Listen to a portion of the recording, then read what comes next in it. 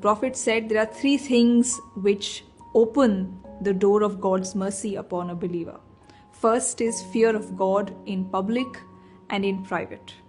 Not fearing God only when people are around you, not behaving properly only when you are before people, but even when there's nobody to see you, when you're alone, fearing God even in those moments.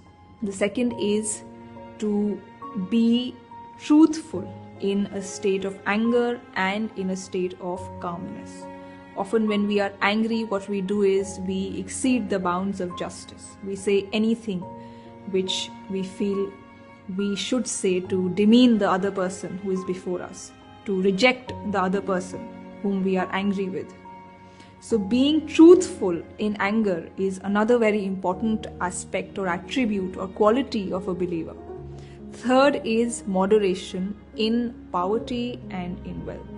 This is also extremely important because when we tend to have a lot of money, a lot of wealth, we end up becoming spendthrifts. We end up wasting a lot of money in extravagance, in unnecessary expenditure.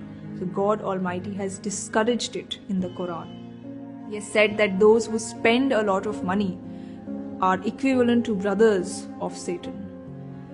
So these are three things which a believer has to follow, and three very important aspects which he has to bear in mind and not adopt in his life are, first of all, not being greedy, not becoming extremely self-oriented and wanting everything for your own self. Greed is extremely discouraged in Islam. The second thing which is discouraged by the Prophet is that a person should consider a lot about himself, or this is something similar to arrogance.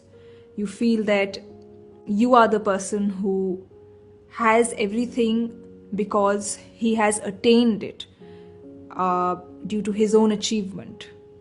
You attribute everything to yourself. Every achievement is yours, every distinction is yours, and you feel that you are superior to others. And the third is following your own desires. So reckless following of your desires is also something that leads you to the path of ruin.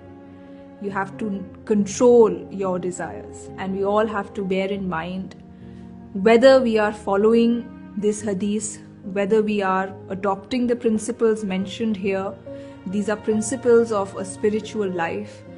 And if there is any particular principle which we are not following, or if there is any particular attribute or quality which we find in ourselves that the Prophet or God has discouraged, then we should try to eliminate it from ourselves.